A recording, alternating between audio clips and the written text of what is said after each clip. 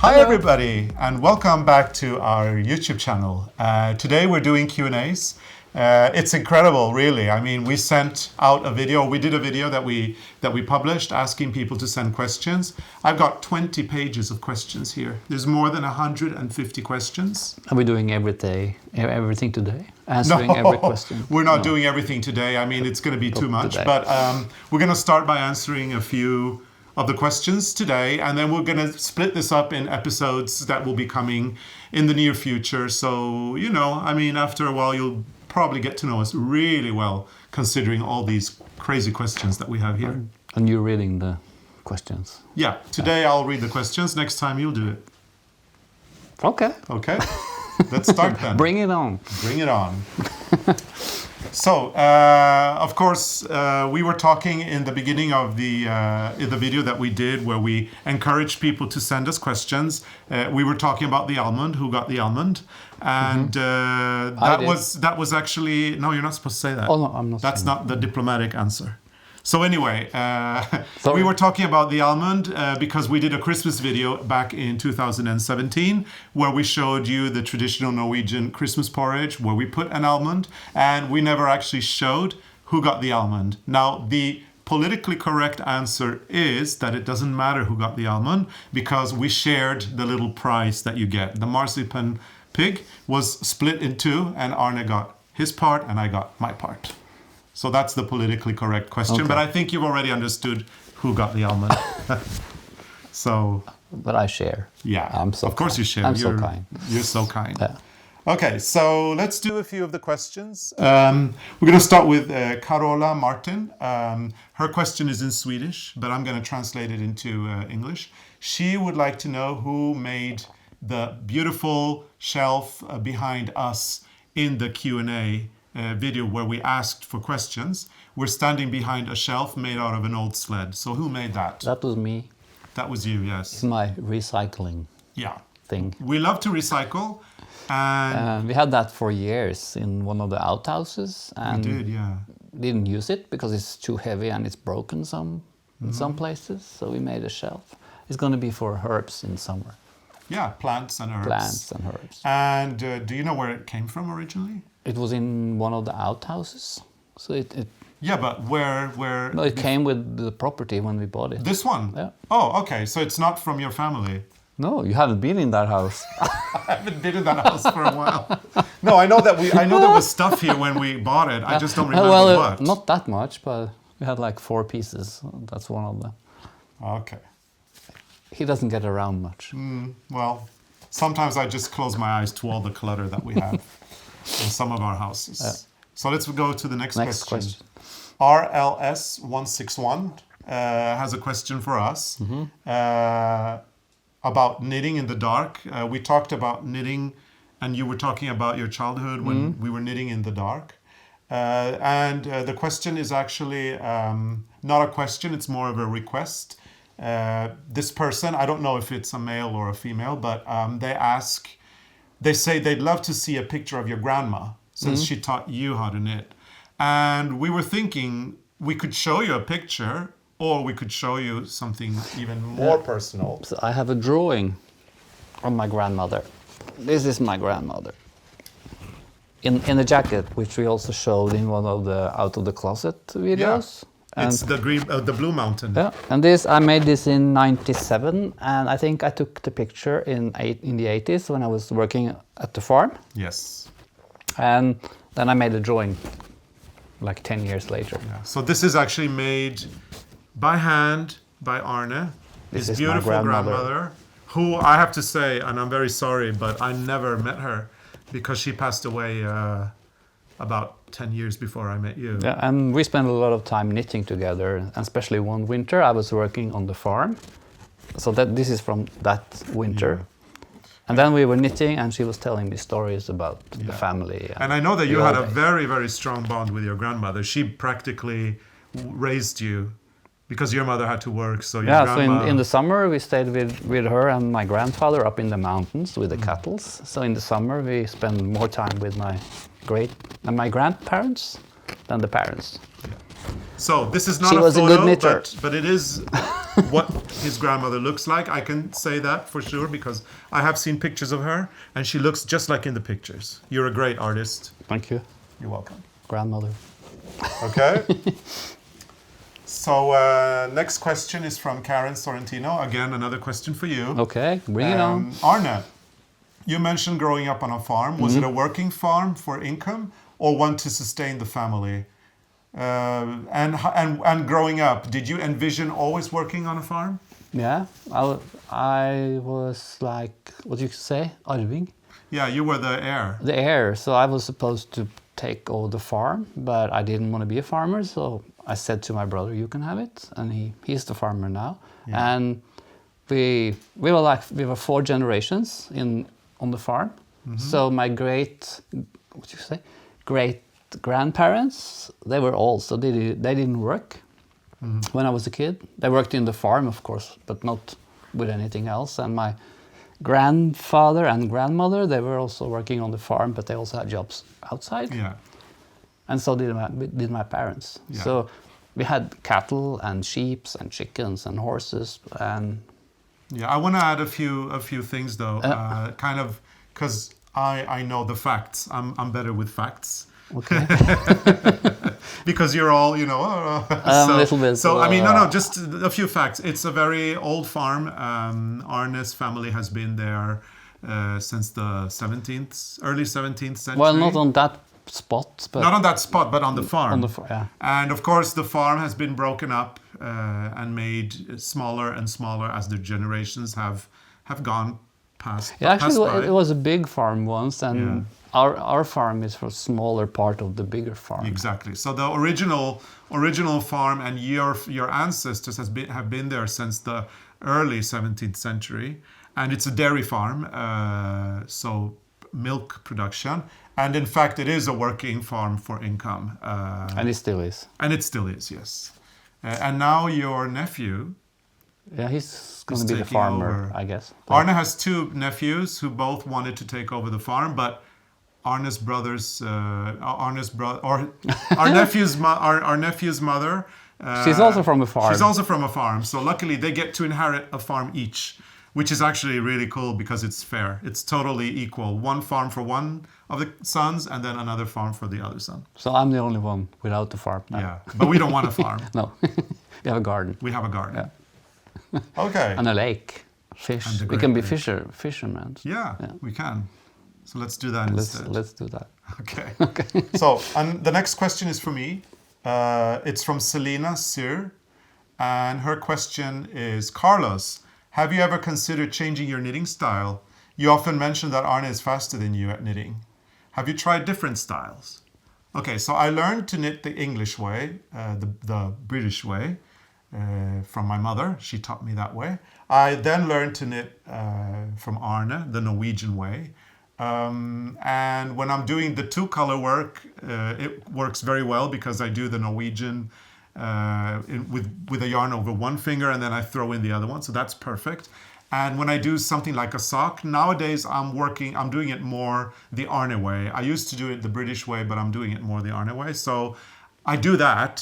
The reason why I'm slower than Arne is because I don't have the experience. I've been knitting for about 10 years. Arne has been knitting for 50 years, 50 years maybe? approximately. And now people are obviously going to ask, how old are you, Arne? And Arne is going to be 55 this year. Yeah, and most people, if you ask them when did you start knitting, they say when I was 4. So, And you did? If I start, I don't know. Wow. I can't remember. So 50-ish Who years. remember what was going on when they were 4? I don't know. But, I can't remember. okay, so say that you've been knitting for almost 50 years. That's kind of Yeah. true. And yeah, and I do it slowly because I like to enjoy my knitting. And as I always say, it's not a competition. We're not in a hurry. Knitting is supposed to bring your pulse down. It's supposed to make you relax. It's not supposed to stress you. And it's not a contest of who can be in the World Book of Records. I'm sure there is a person, a knitter, who is in the World Book of Records. I met her. I met a person who was You in... did? You did too. We met the person in Germany, and Oh, she yeah, in was Cologne, the yeah. record holder or something, the fastest knitter in the world. Well, good for her. It's never going to be me. That's And she for sure. said she was picking from the finger like I did. You see? So it's quick. Yeah. But So he's a good knitter. If you look at a piece that Carlos make and a piece I make, you can't see the difference. Well, thank you. But I'm still the slowest, and I don't mind. I just go my way. I'm not a follower. I like doing things my way, and I like leading. So I'm leading the revolution slowly. Let's put it that way. Okay, so next question. Yeah, bring it on. Liga Krikis is asking a nice musical question. What do you listen to when you're crafting music? What genres, artists, radio, podcasts, or maybe nothing? Oh, I listen to a lot. I listen to radio a lot, and if we have a deadline and I really need to hurry up, I put on techno or something. Then it goes because you knit in the same speed. Yeah.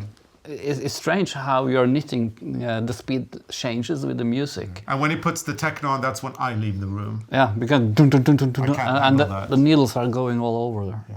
Radios are radio great. Is good. We love the adult radio, the kind of the. I'm sure in every country there's one channel that is for like older people. Where, that's the one we listen. Yeah, that's the one we really like, where everything's slow and everything's really and you nice. learn stuff. And you learn stuff. That's nice. Listening to audiobooks is also really good. That's good too. So I remember when the Harry Potter series was very popular, I read the books, but then I would always get Arne the audio for Christmas. Yeah, because so every year he got the Harry Potter. No, but you were working with your stuff and listening to the books. That's really great. I like a lot of this indie kind of music, and I like discovering new things. So a few years ago, I got a subscription on Spotify, and then I just put on these lists of music, like indie music. And sometimes if I like something I'm listening to, I'll go and look at it. Sorry. So if I like what I'm listening to, I'll go and look at it, look further into it, and maybe download the songs. But yeah, I listen to a lot of stuff I don't even know what it is. But slow music, enjoyable. It goes like in periods, or what you say? How yeah, you say? Yeah, cycles. So, cycles. Like I had a long one now with Joni Mitchell, and then I also had the Boney M. Yeah. Yeah, we listen to all kinds of things, and sometimes I actually do love silence. So I hate silence. Yeah, Arne hates silence, but sometimes if Arne is in the studio and I'm here in the house, I'll just turn everything off and I'll just sit down and read a book or just meditate without any sounds. Silence is good at night, but when I'm working, I need to have radio or music. If not, I fall asleep. Okay. So next question. Yes. So Flizzy Smibert has a question for us. And the question is, do you shop at IKEA? Honey, everybody shops at IKEA. Hello. Yeah, especially if you're from Scandinavia. I mean, there's an IKEA everywhere here. I don't think there's a single Scandinavian person who has not been to IKEA. So we do. We do. Sometimes. Yeah, we go to IKEA. We get, you know the thing about the meatballs. Everybody does that too. You go to IKEA, you buy things. Actually, you go there to buy something and then you end up buying a lot of stuff you didn't even know you needed.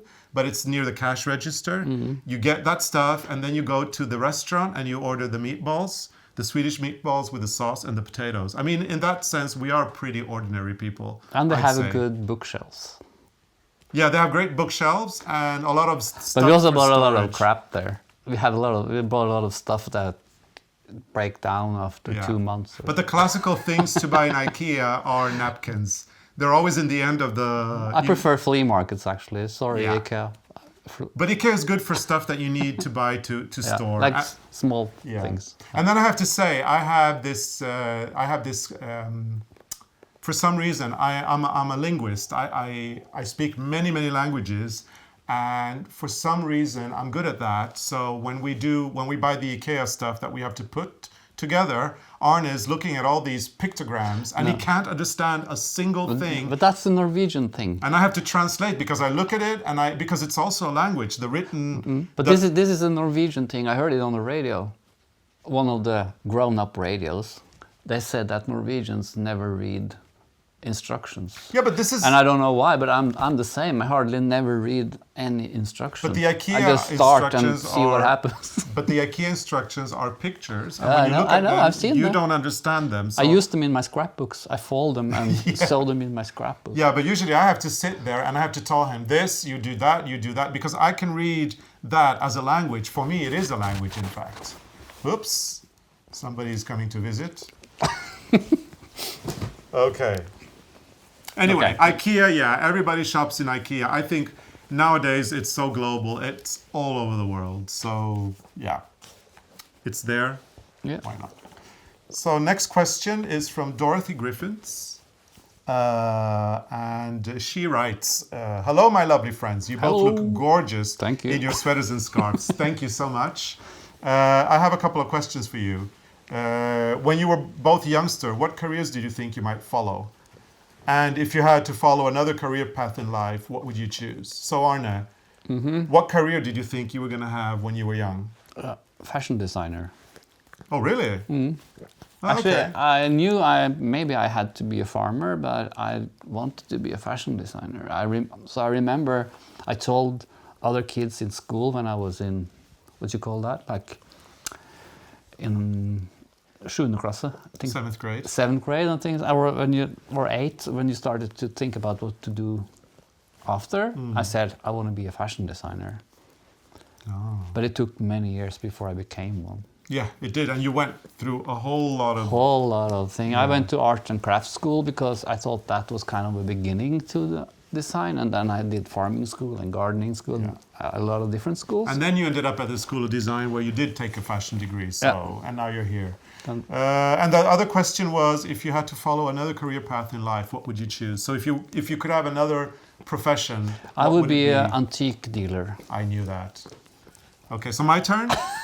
So when I was a kid, I thought I was going to be a veterinarian, because I love animals and I love dogs and cats and birds and all animals. So I wanted to be a vet. Didn't quite work out that way.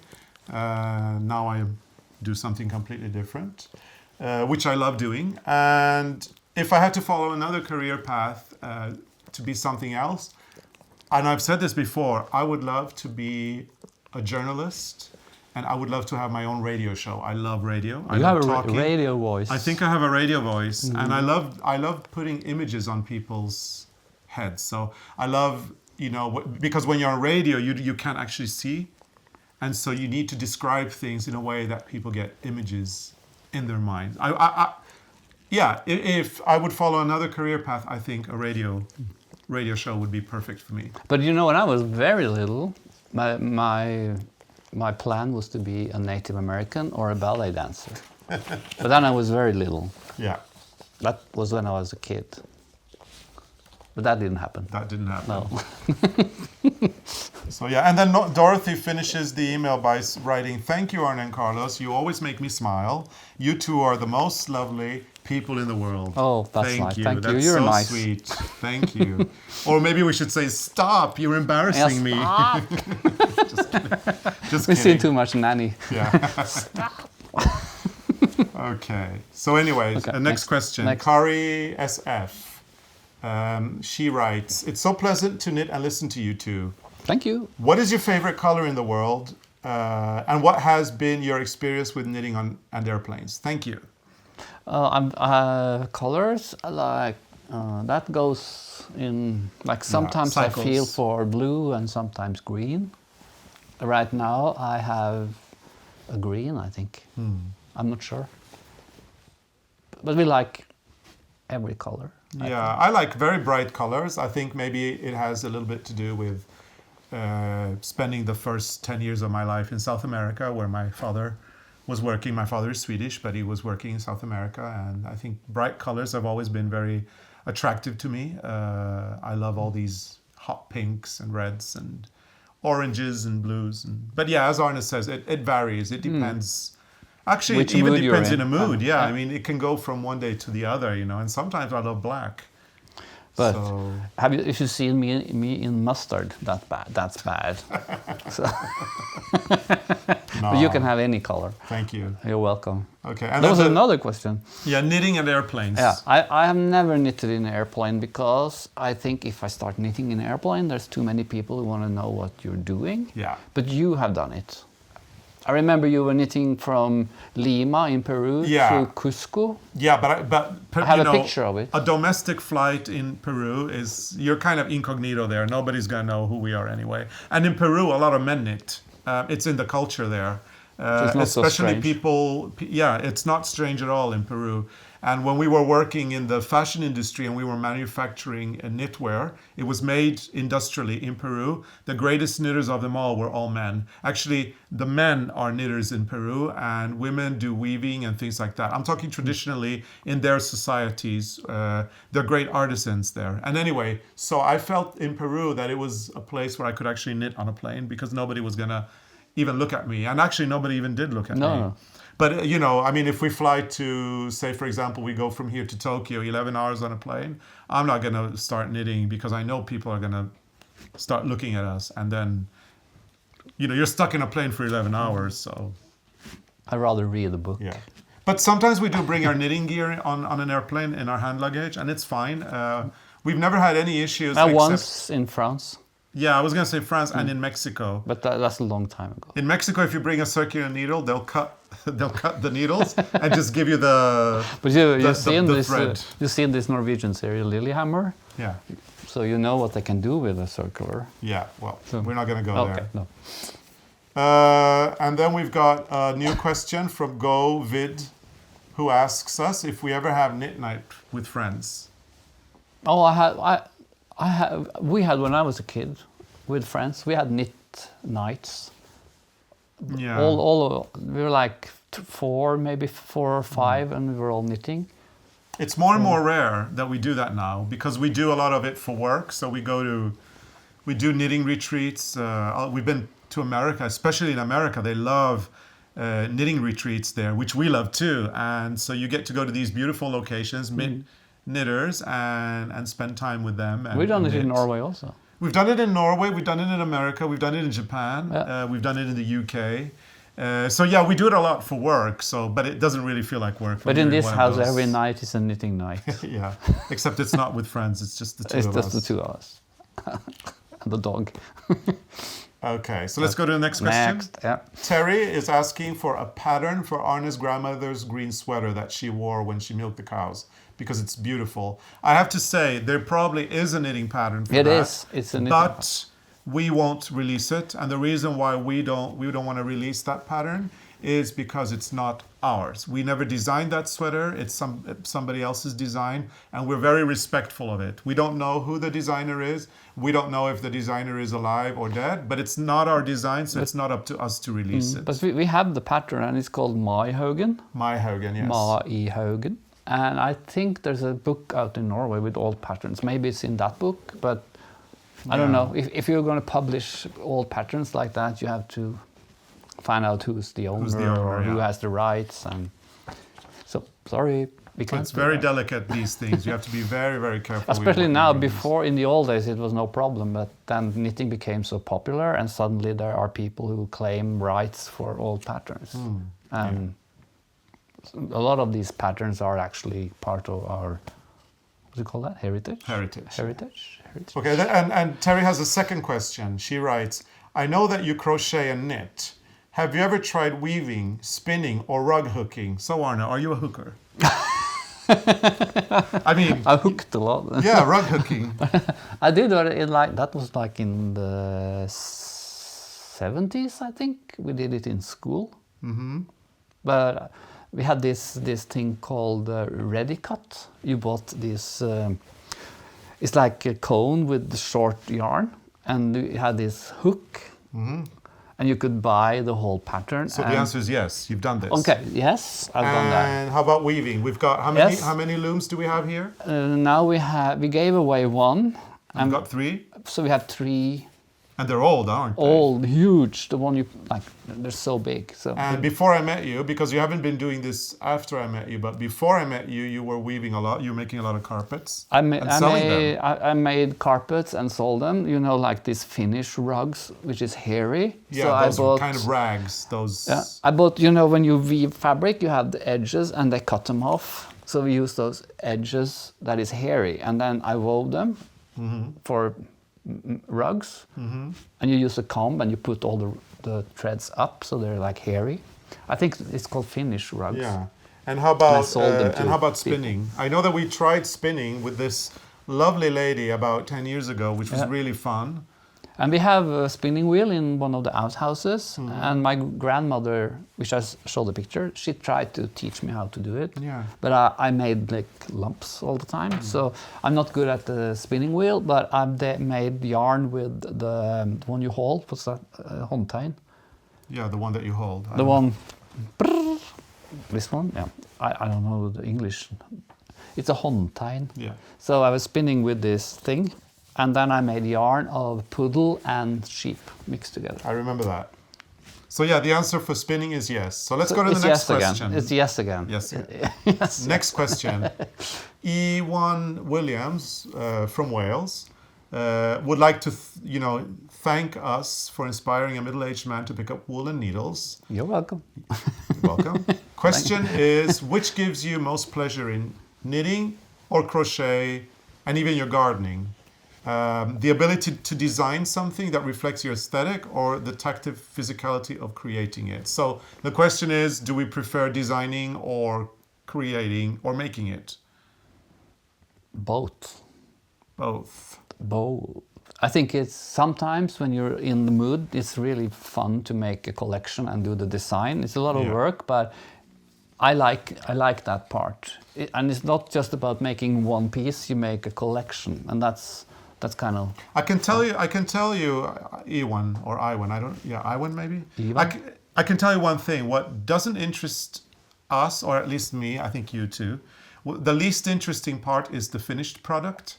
That we don't really care. I mean, if it's a sweater or a sock or something, when it's finished, it's finished. And in our business, we've been working with this professionally for 15 years. We're used to just letting things go. So once we have created something, we let it go and we let it have its own life. You have to let it go. Yeah. So for us, the main points that we love doing is the design process, because we put a lot of effort in designing. We do a lot of research. It's a very long process. Designing and creating something and then seeing it come to life, seeing it kind of grow organically after you've designed it, see it being created by hand is just incredible. And it's a lot of work. Yeah, and then once it's done, it's like, oh, okay, it's done. Next. Yeah, you do the photo shoot. I like the photo shoots, and when then I'm finished. Yeah. Then it has to live its own life, and then it's time to do a new collection. So always the whole creative process. Always the entire thing from beginning to end.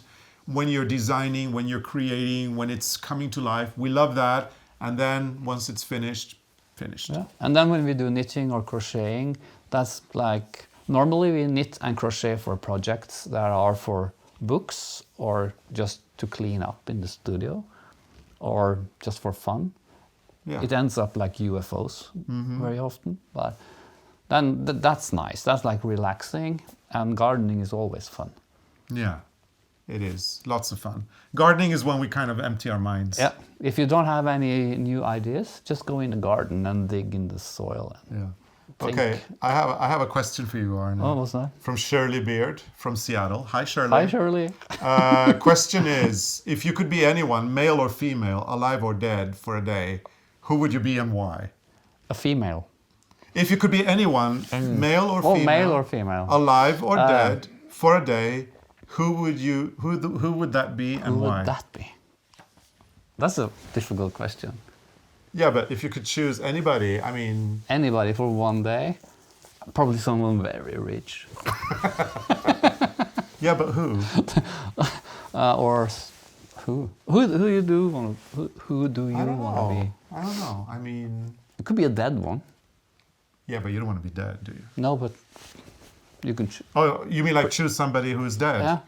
I don't know. I know who Oh, you want I to know. be. You want to be Coco Chanel. No, Live no, in no. the hotel in Paris, and Okay, yeah. that's more him. Yeah. I could be. Oh, that's really hard. That's really hard, yeah. But I mean, like, okay, so let's change it a little bit. You know, who would you like? Whose job would you like to have for a day? Whose job? Yeah, like, would you like to be a country singer and stand on a stage with like 20,000 people? I could be Dolly Parton for one day. That would be fun. That's fun. Yeah. Dolly Parton. I really don't know who I'd love to be. I don't know. No, that's really. It is a hard difficult. question, yeah. Maybe Mozart. I'd love He to was be Mozart. crazy. It was yeah, crazy. yeah, I'd love to be Mozart. I'm for crazy A day. for a day. Because I love his music. He was a genius. I would love to be a genius for a day. Okay. And just, you know, figure things out. That would be great. So, Dolly Parton and Mozart. Hope you're happy, Shirley. Yeah. Really, really hard to answer that one. So, yeah, I mean, are we kind of... Yeah. I think we can't go on like forever. We can go on forever, and we will. It's just we're not going to be doing it today. We've done one page, or 2 pages, so we've got So about next time 18 I to read go. the questions. Next time Arne will be reading the questions, and I will... Hopefully I can pronounce the names right. You know my English. Yeah, you'll be okay. Yeah. So anyway, thank you so much for watching. I hope you're getting to know us better. If you like what you see, please hit the subscribe button. Please hit the like button. And see you again very, very soon. So this That's is it like from next us. week. Next week. Next week. Bye. Bye.